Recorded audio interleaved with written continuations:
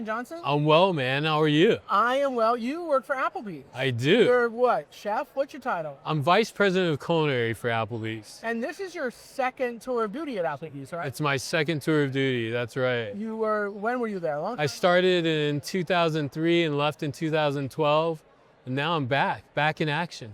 How's it going? Really well. Thanks for asking.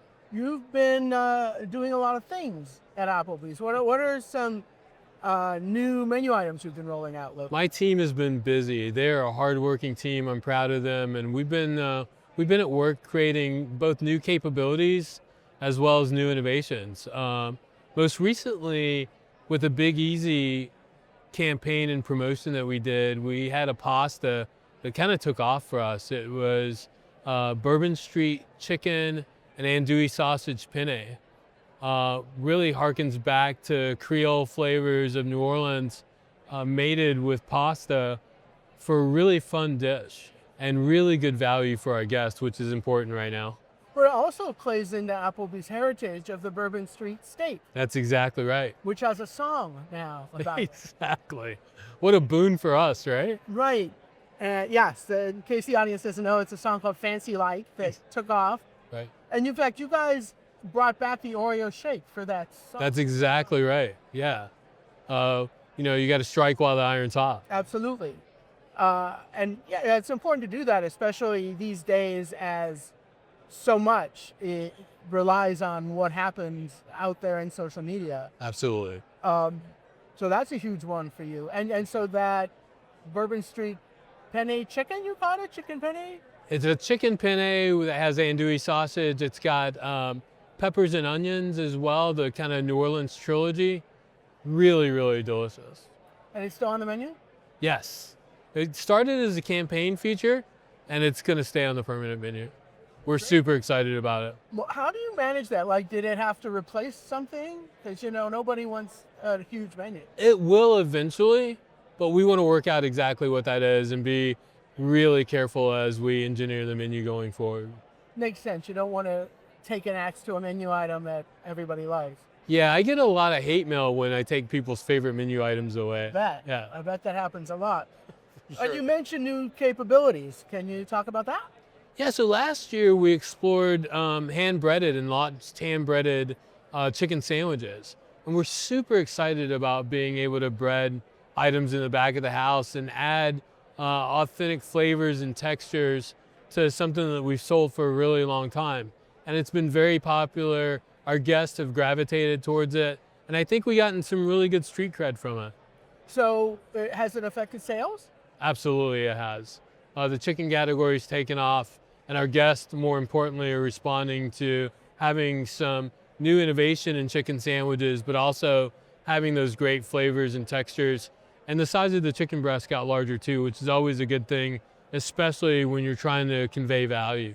For sure. So was there a lot of marketing behind that got people to try it? Absolutely. From a value standpoint, it was featured on our really big meal deal, which also had a burger as well, a cheeseburger, both at $9.99. So outrageous value for both of those items. And then probably it tastes better because you're breading in-house and stuff? Yeah, the one comment we get, and you can see this on YouTube in the reviews, it's hot because it's fried fresh to order, right? And people comment immediately about the heat that they get.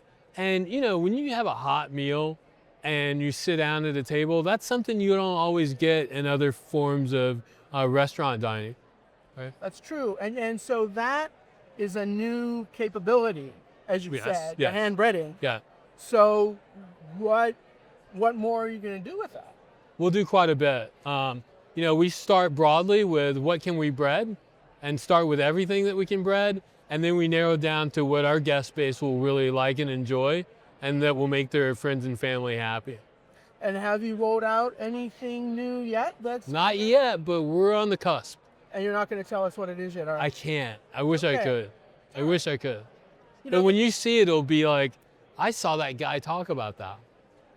Applebee's is a very mainstream restaurant. Very much so. Right? And so I thought it was interesting. The last time I saw you was at the introduction of margaritas made with mezcal, Right. which, Right. like, wow. Yeah. That shows how mainstream mezcal has come. Right. Exactly. You can get it. Dos Hombres is the brand, right? Correct. Brian Cranston and Aaron Paul. Yeah. that was a fun party. Yeah. Those guys. I'm surprised you remember it. What? I don't remember meeting Brian Cranston. I didn't actually meet Aaron Paul, but like, oh, that was a super fun party. Yeah, it was great. And is mezcal still available at the restaurants? Absolutely. And it's something that, our beverage team is probably the best beverage team in the industry. Without a doubt, they are. I mean, it's not a probably. They are. And they do a fantastic job. And their innovation with regard to finding ingredients, finding the right combination of those ingredients, bringing things to market that you wouldn't expect from an Applebee's is fantastic.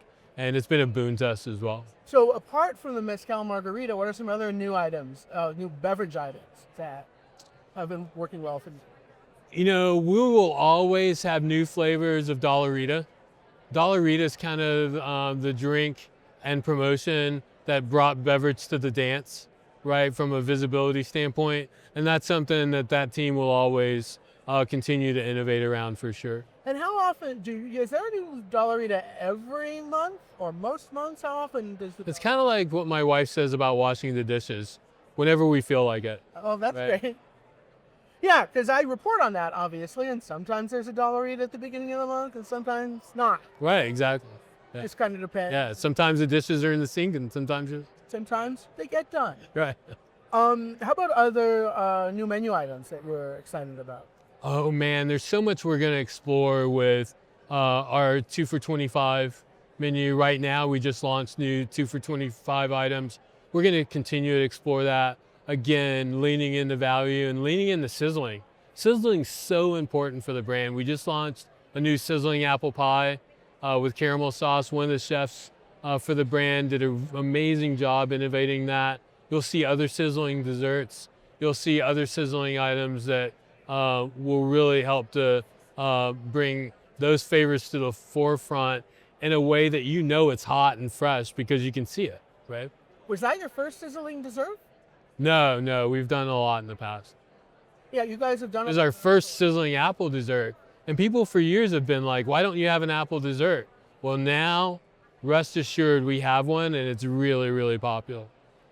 Well, and I would think that dessert is very important because it's an upsize. Like, people don't say, you know what, I was going to get chicken, but instead I'm going to have dessert. Like, it's an add-on. Yeah. Yeah. And when you can have an add-on that people pull for, as opposed to having to sell it, that's what you want. And this thing sells itself. That's great. Yeah, that and beverage. Right. Exactly. Similarly, people don't come It's not in a for big chicken, push, yeah, right? but then they come in and they order it. Absolutely. And if it's a Dollarita, Yeah. Then that sells it right there. right, dollar. Yeah. Exactly.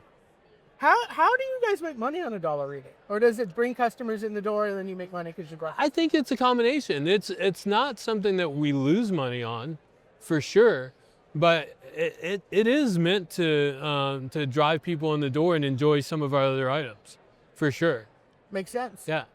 So, any teasers for what we can expect from Applebee's in the near future?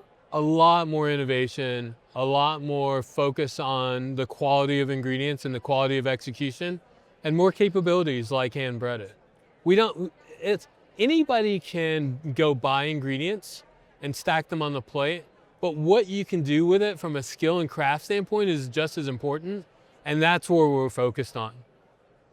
That makes sense. Now, how operationally challenging has it been to introduce the hand breaded? I get some operational hate mail as well, but the franchisees and the operators know that I love this brand and I'm only going to do what's right by the brand, and we're going to bring things that our guests are going to enjoy. I think because of my tenure with the brand, they trust that I'm going to do the right thing and they don't have anything to worry about.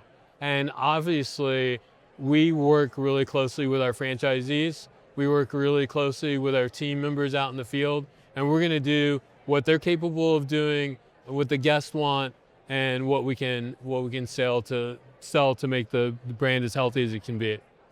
Wonderful. Well, I'm looking forward to seeing what's next for you guys. Thanks so much for stopping by. Thank you. I appreciate you. Thank you so much. Thanks a lot. Thanks.